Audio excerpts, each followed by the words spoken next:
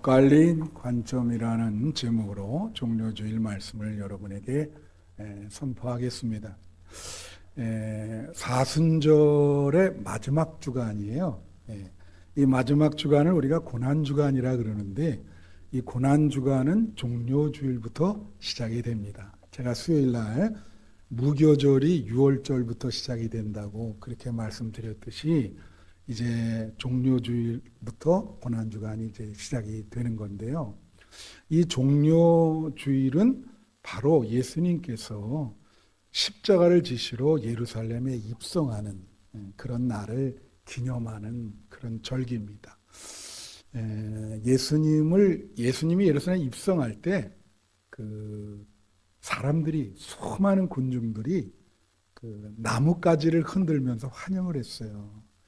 근데 이 사복음서가 다 이 종료주일에 대한 사건을 다루고 있는데 이 요한복음에서만 나뭇가지가 종려가지다, 종려나무 가지다 그렇게 표현하고 있습니다. 그냥 나머지 세 복음서는 그냥 나뭇가지로 흔들었다.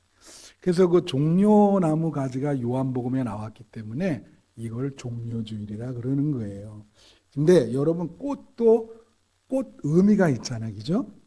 우리 그저 수소나 이렇게 심은 거 사진 올리셨던데, 종려나무는 이스라엘 백성에게 승리를 상징합니다. 승리, 다 같이 승리. 그래서 그걸 흔든 거예요. 예수님이 만왕의 왕으로서 승리할 것이다. 그렇게 흔든 거예요. 그리고 우리 교회 성가대 이름이 뭐죠? 호산나. 그래서 이제 호산나 그러면서 찬송을 막 불렀어요. 거기서 찬양을. 근데 오늘 이 사복음서에 나머지 누가복음만 빼놓고 세 복음서에는 호산나로 찬양했다는 말이 나옵니다. 근데 누가복음에만 호산나라는 말이 나오질 않아요. 그냥 찬양했다. 우리 호산나 성가대가 있는데, 근데 이 호산나의 뜻은 뭐냐면 호산나는 구원하소서라는 뜻이에요. Save us. 우리를 구원해 주세요. 그러니까 호산나의 의미는 뭐라고요? 구원. 호산나의 의미는 구원이야. 그래서 이 종료주일에는 구원을 생각해야 됩니다. 그런데요, 이 사복음서가 종료주일을 다루는 그 관점이 다 달라요. 조금씩 차이 나는데 그 시간이 없어서 그런 걸 여러분들에게 일일이 설명해 드릴 수가 없습니다. 그 다음에 제가 왜 누가복음을 요번에 택했냐면 다른 복음서에서는 그냥 무리들 이렇게 나왔는데 이 누가복음에는 제자들 표현 나오고 무리들이라는 표현 나오고 바리새인도 나와. 그리고 예수님까지 이 종료주일을 이제 이게 하나의 큰 에피소드인데 그것을 참여하는 입장이 관점이 다 달라요. 쉽게 말하면 마음이 다 달라요. 서로 엇갈려요, 그게. 그래서 그 관점이 서로 다르기 때문에 거기서 일어나는 어떤 결과물이 있는 것입니다. 그래서 오늘 그 관점, 어떤 사건에 임할 때 내 마음이 어떤가. 관점이라고 하는 것은 마음의 태도를 말하고 있는 것이죠. 그래서 예를 들면 이거예요. 여러분, 그 누가복음 15장에 나오는 탕자의 비유 있잖아요. 근데 거기에 보면은 그 세 관점이 나와요. 하나는 탕자, 그리고 큰아들, 그 다음에 아버지, 그죠? 자, 탕자의 입장은 뭘까요? 이 친구는 노는 걸 좋아해. 그래서 아버지한테 돈 달라 그래가지고 가버렸어요. 여러분, 예배를 드릴 때 어떤 마음으로 드리시나요? 예배를 어떤 관점으로 예배를 드리는가 중요하지. 근데 어떤 분 생각하기를 예배를 재미로 드리는 분이 있어요. 아, 이거 재미가 없다. 세상에서 재미 제일 없는 게 예배죠.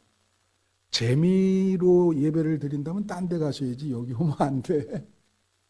그러니까 누구죠? 탕자는 그런 쾌락을 향해서 간 거예요. 신앙생활을 그렇게 재미로 그런 마음으로 한다면 여러분 신앙생활 실패하죠. 그 신앙이라는 거는 재미로 하는 게 아니에요. 절제와 희생과 헌신으로 하는 게 신앙이죠. 예배도 여러분이 어떤 마음으로 하나님 앞에 드리는가, 어떤 관점으로 드리는가, 굉장히 중요한 관점이에요. 그 다음에 큰아들은 뭐예요?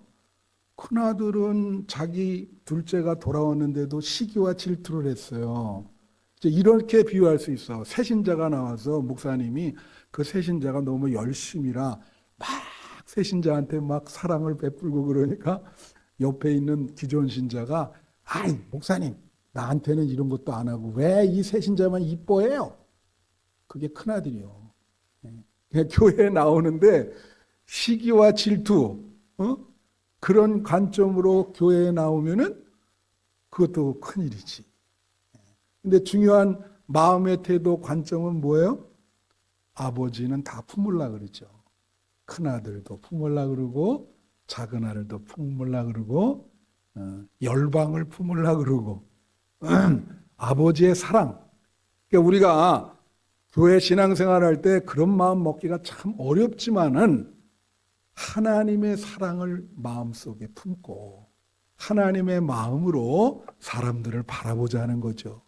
아버지는 그렇잖아요. 모든 사람을 다 품는다 이거지. 그런 관점으로 하나님의 마음이라고 하는 관점, 예수님의 마음이라고 하는 관점으로 신앙생활을 하셔야 된다는 거예요. 자, 그렇게 여러분이 하시기를 바라고요. 그러면 오늘 이제 세 가지 내가 이 관점이라고 하는 마음의 태도를 얘기하거든요. 하나님이 말이죠. 여러분이 잘못된 마음, 잘못된 관점으로 신앙생활하면 자꾸 어떤 사건을 일으켜서 여러분 훈련시켜요.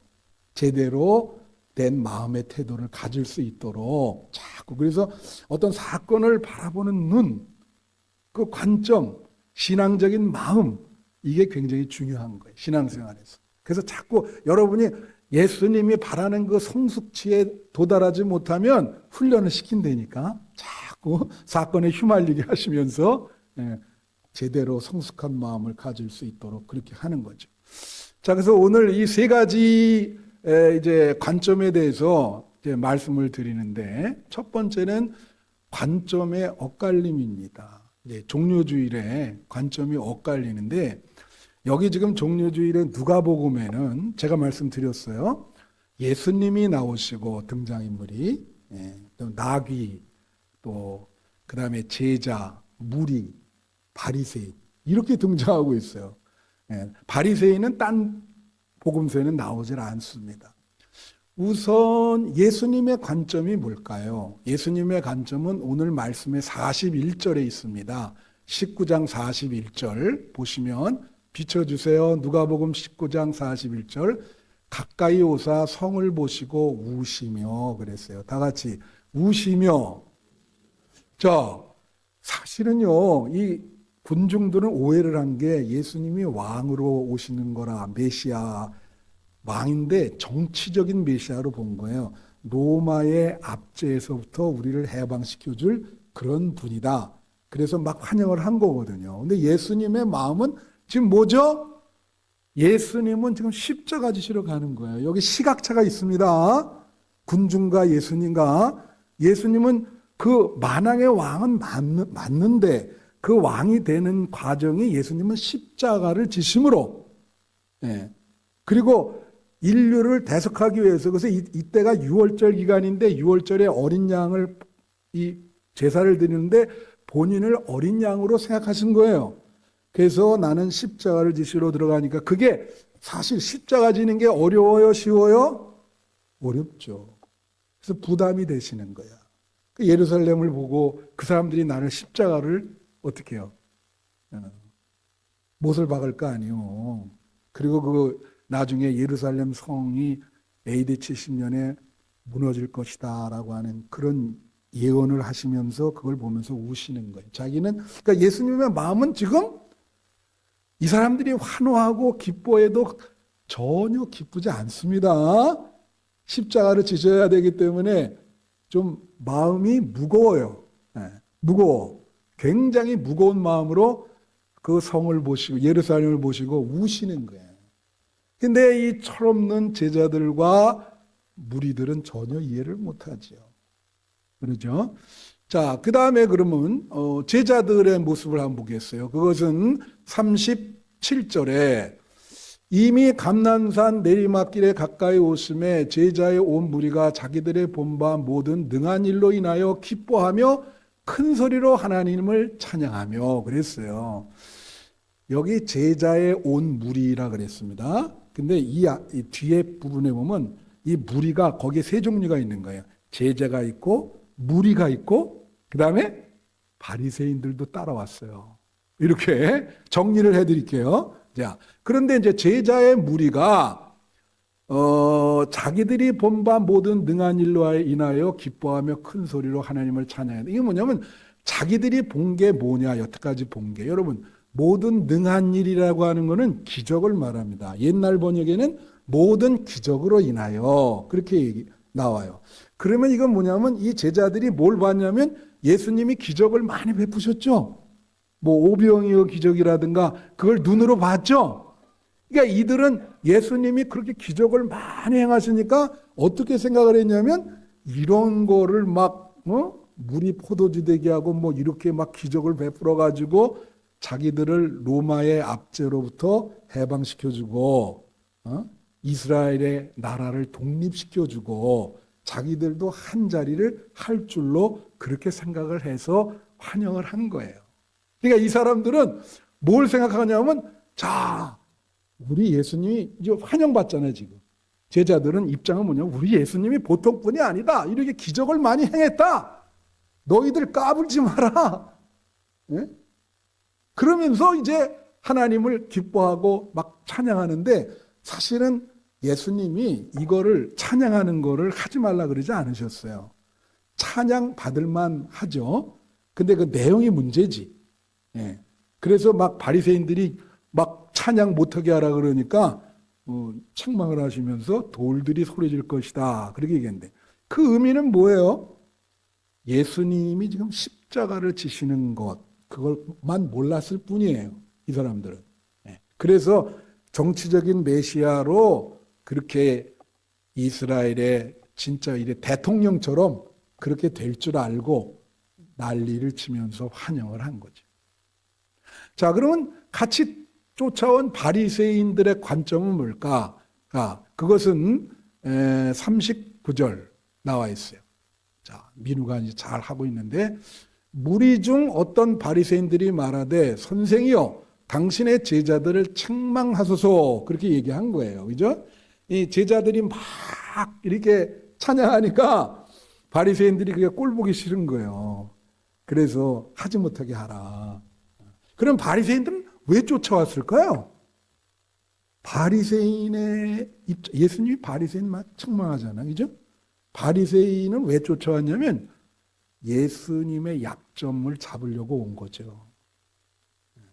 어떻게 하든지 가까이 밀착 딱 보면 나오잖아요. 이거 어떤 예수님의 어떤 실수라든가 그것만 생각하면 그 보이죠. 그 가까이 밀착해가지고 이 예수님이 뭐라도 무슨 말을 하나 그것 때문에 지금 이게 붙은 거야. 그러니까 지금 다 다르잖아요. 예수님 관점, 제자들 관점, 군중들 관점, 그죠? 바리새인의 관점이 다 엇갈려 있어요. 지금. 이 사건에 대해서. 그런데 놀라운 거는 두 번째로 관점이 변합니다. 관점의 변화. 다 같이 관점의 변화. 자, 여러분, 사람은요, 마음이 변합니다. 그래서 여러분들이 어떻게 하셔야 되냐면, 미래에 내 마음이 변할 수도 있다라는 것을 항상 생각하고 계셔야 돼요. 상황에 따라서 사람들은 마음이 바뀝니다. 좋은 방향으로 바뀔 수도 있고요. 나쁜 방향으로 바뀔 수도 있어요. 오늘에 가까운 친구가 내일은 적이 될 수 있습니다. 그걸 아셔야 돼요. 그리고 오늘 막 적이더라도 내일은 어떤 이해관계에 얽혀서 자기의 친구가 되는 수도 있어요. 그 상황에 따라서 마음이 바뀔 수 있다는 거. 그리고 신앙도 마찬가지예요. 여러분 신앙이 미래에 어떻게 될지 모릅니다. 여러분이 잘 유지해서 죽기 전까지 믿음을 유지하면 천국 가는 것이고, 가다가 어떤 상황이 다다라서 마음이 바뀌어서 교회를 뛰쳐나가게 되면 신앙을 잃어버리는 거고 그러죠. 그래서 문제는 뭐예요? 자신하면 안 돼요. 바뀐다고요.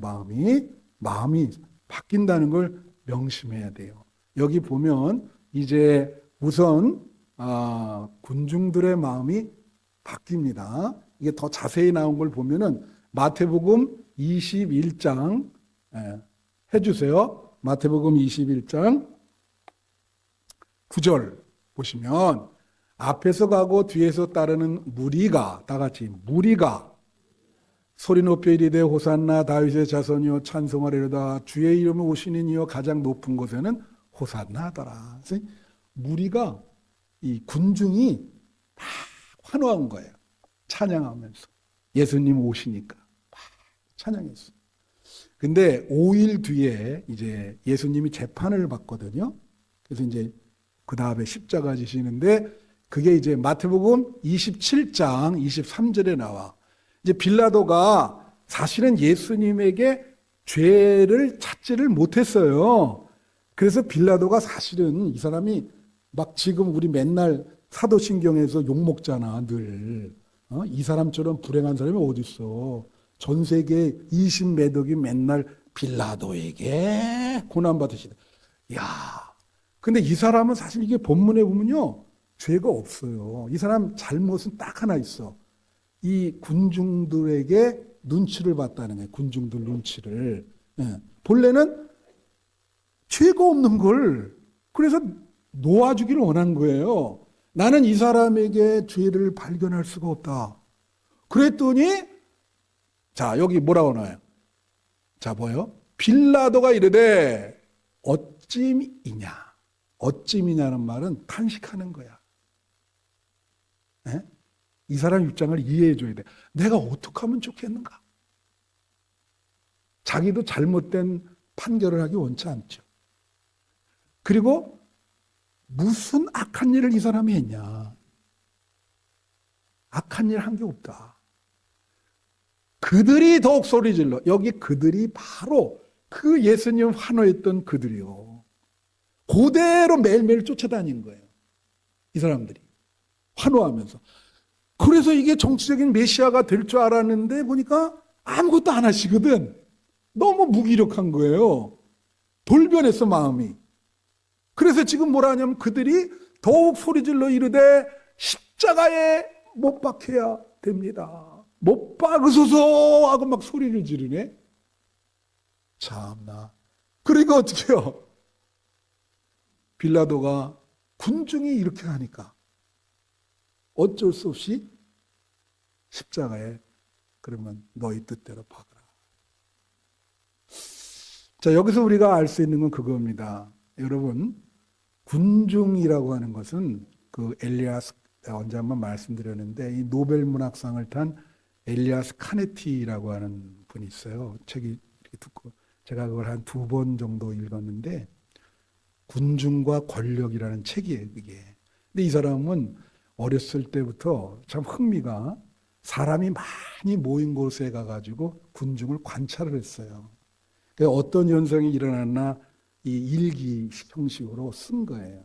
그러니까 마지막에 이제 그거를 책으로 낸 거죠. 그 책이 이제 노벨 문학상을 탔는데, 근데 그 사람들은 그분은 그 책에서 그렇게 얘기해요.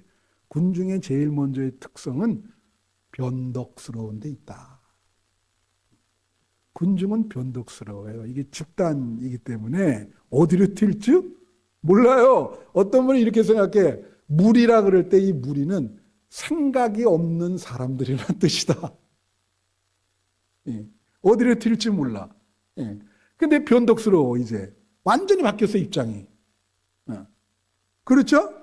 그래서 우리가 신앙생활 할 때 집단적으로 신앙생활을 하면 안 돼요. 우리가 코람데오라 그러는데 하나님 앞에서 개인이 단독자다.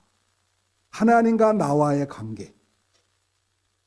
집단의 관계가 아닙니다. 하나님과 여러분과의 관계가 중요한 거예요. 코람데오. 다 같이 해보세요. 코람데오. 이게 종교개혁자가 한 말이야. 하나님 앞에서 홀로 선 나. 단독자로 선 나. 그게 신앙이에요. 신앙생활은 여러분의 문제지 개인의 문제.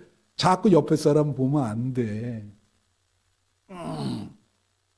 자, 그 제자들은 어떤 나와요? 제자들은 자, 오늘 본문의 19장 38절 보세요. 37, 38절. 여기 이제 아까 말한 거죠. 제자들이 여기에 뭐라 그래요? 자기들이 본 바 모든 능한 일로 인하여 기뻐하며 찬양했잖아. 제자가. 그렇죠. 38절. 이르되 찬송하리로다 주의 이름으로 오시는 왕이요 하늘에는 평화요 영광이다 하면서 제자가 예수님을 찬양한 거죠. 제자가. 그런데 자, 한 가지만 얘기 드릴게요. 이 마가복음 14장 51절 52절에 보면 마가복음 14장 51절 52절 비춰주세요. 예, 민우. 네, 됐습니다. 한 청년이 벗은 몸에 배 혼이불을 두르고 예수를 따라가다가 무리에게 잡힘에 배 혼이불을 버리고 벗은 몸으로 도망하니라. 이게 무슨 상황인지 이제 설명을 해드릴게. 예수님이 체포가 된 거예요. 그죠? 그래가지고 이제 끌려가는 거야. 그러니까 이 청년은 예수님의 제자입니다. 제자 중 하나예요.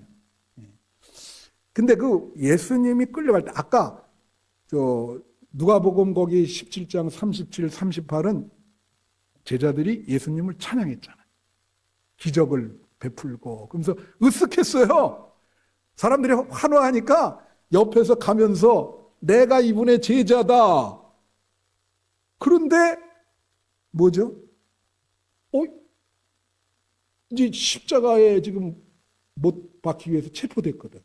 그래서 여러분 잘 알다시피 제자들 관점이 다 바뀌어요.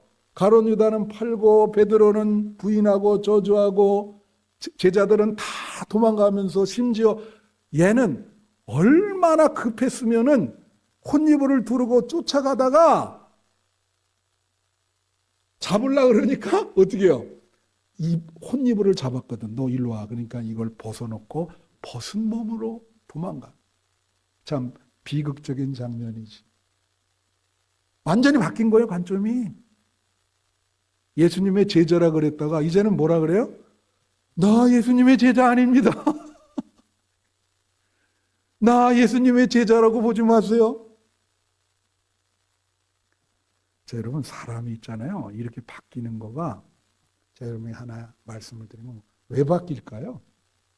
자, 이 뒤에 제자들은 어떤 자기네가 피해를 볼까 봐 그리고 앞에 군중들은 뭐라도 한 자리 하려고 그랬는데 그죠? 이게 무슨 이루어지질 않았어. 이게 모두 한마디로 하면 뭘까?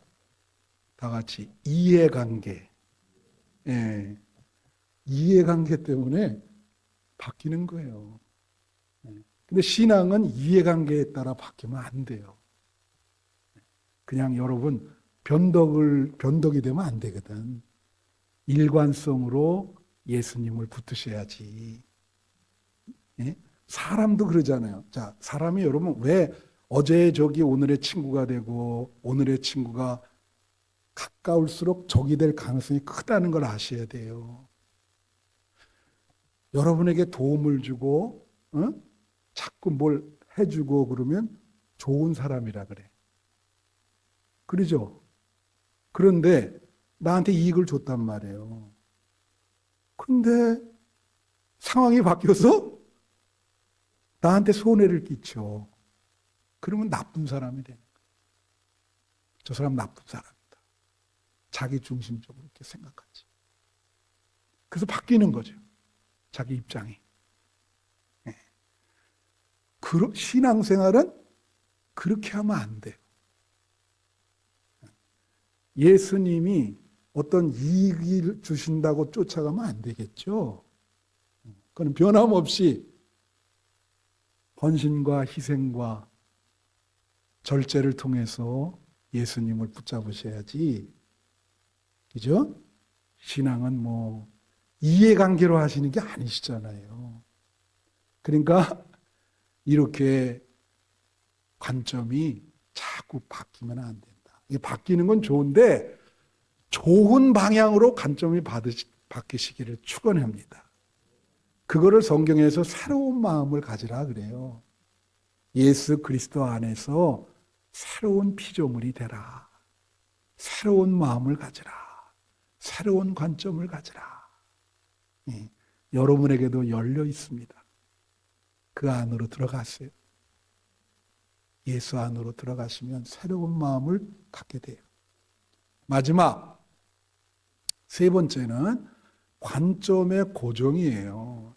이 고정이라는 건 영어로 픽스하는 거죠. 픽스, 고정. 응? 배가 닷을 딱 내리는 거예요. 그러니까 뭐냐면 이게 이제 종료주의를 통해서 우리가 깨달을 수 있는 것은 신앙생활은 내 생각과 내 관점대로 북가는 대로 하는 게 아닙니다. 신앙생활이라는 건 예수님과 대화하는 건데 대화와 소통을 통해서 내 생각과 내 관점을 예수님께 고정시키는 거예요. 예수님께 맞춰가는 거예요. 당연히 내 생각이 틀리죠. 예수님 생각이 맞고.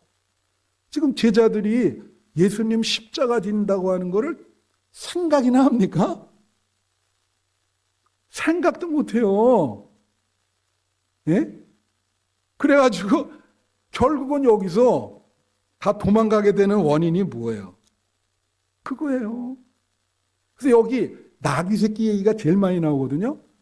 한번 30절부터 35절 보시면 그 누가복음 19장 민우야 30절 쭉 나오네. 여기 보면은 이게 35절까지 나귀에 대한 얘기야. 근데 이걸 정리를 하면 무슨 얘기냐면 예수님이 입성하면서 아무 집에 매여 있는 나귀 새끼를 데리고 오라 그래. 제자들 보고. 그 주인이 뭐라 그러면 어떻게 해요? 근데 주인을 모르거든. 예수님도 몰라요. 그런데 뭐라 그러시냐면 제자들이 황당하잖아요, 이거. 그럼 주인이 이거 왜 가져가냐 그러면 뭐라 그래요? 근데 예수님이 뭐라 하냐면 주께서 쓰시겠다 하라. 진짜 가서 주께서 쓰시겠다 합니다. 그러니까 그냥 줬어요. 그걸 뭐라 그러죠? 순종이라 그러지. 그냥 예수님의 주권, 하나님의 아들이시니까 그냥 명령하니까 나귀 새끼를 그냥 가져가시오. 예수님의 그 마음, 그 생각, 그 말씀에 순종하는 거지. 자기 그 입장을 맞추는 거지. 여러분, 이 종료주일에 십자가를 지시러 가는 예수님의 마음을 어느 정도 이해하십니까? 그 고통, 그 십자가라는 게 로마의 흉악범이 좀 처형하는 사형의 틀인데 지금 양편에 못을 박히고 발에 못을 박히시고 피를 흘리고 그걸 지러 가시는 예수님의 마음을 어떻게 생각하세요? 혹시 여러분에게 어떤 이러한 고난을 경험한 적이 있으신지,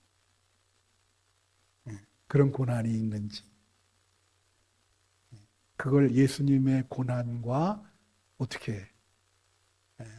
그걸 어떻게 마음으로 그걸 공감하실 수 있는지 한번 생각을 해보시라. 우리 인생도 고통스러워요. 여러분 좋은 일만 있는 거 아니에요, 그죠? 제가 이제 말씀 마치면서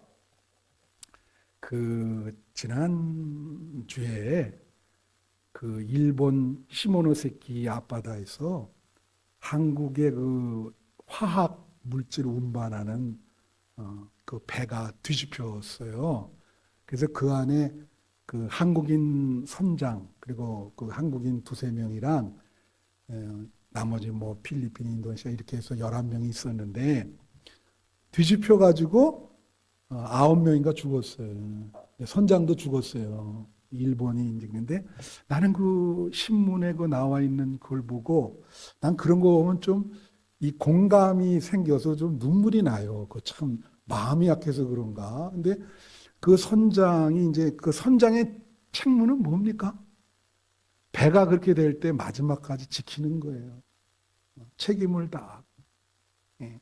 저는 우리 교회 몇 분한테 그런 모습을 본 적이 있어요. 자기가 책임을 다하는 그런 모습을 몇 분한테 본. 그래가지고 다 구명보트를 입고 보내주고 본인은 끝까지 이제 배를 지키는 거죠. 이게 완전히 뒤집혀질 때까지 어떻게든지 살아보려. 근데 이제 이게 뒤집히게 된 그 직전에 이제 우리 스마트폰이 있잖아요. 요새는 그죠? 그래가지고 자기 부인한테 딱 뭐 이거 칠 시간이 별로 없으니까 문자 메시지로 이걸로 딱 눌러가지고 여보 사랑해요. 딱 6글자 보낸 거야.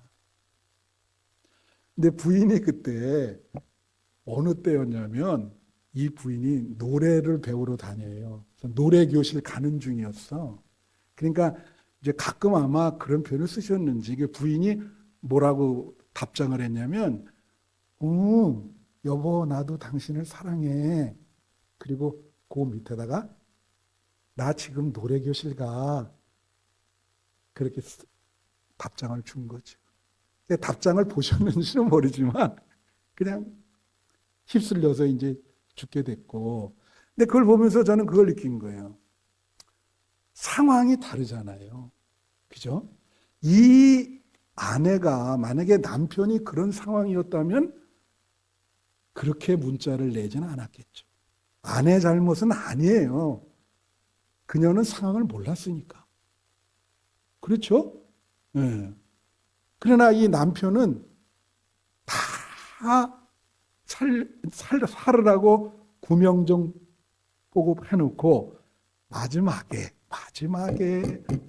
자기 가족이 생각난 거지. 내가 책임져야 되는데 아내랑 자식을 두고 먼저 가는구나.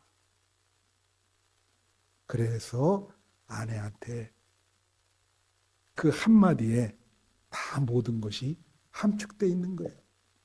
여보 사랑해요. 그렇죠? 거기는 완전히 죽음 직전의 상황입니다. 근데 이분은 노래 교실 간다. 잘못은 아니지만 상황을 모르니까. 여러분이 처한 상황이 삶의 상황이 다 다르죠. 지금 오늘 본문에 예수님은 십자가 지러 가는 거예요. 예루살렘 성을 보시고 우시잖아요. 피눈물을 흘리시는 거예요. 근데 제자들은 노래하고 기뻐해. 그 마음을 전혀 몰라요. 예수님의 마음을 모른다고요. 예. 여러분, 제가 설교할 때 여러분의 지금 마음은 어떻습니까? 혹시 제가 피눈물 흘리면서 설교하고 있다. 그렇게 생각은 드시지 않으신지. 그렇죠? 예. 여러분 상황에 대해서 저는 모릅니다. 상황에 따라서 자신의 마음이 달라지는 거니까. 그러나 여러분 예수님이 십자가를 지셨어요. 그 너무나 큰 고난 그거를 감당하셨어요. 우리는 그분을 붙들고 나는 생각할 때 여러분이 어려운 고난이 있더라도 그 예수님의 마음과 고난을 붙드셔서 결국은 종려주일 승리, 믿음으로 승리하시기를 축원합니다. 기도하겠습니다.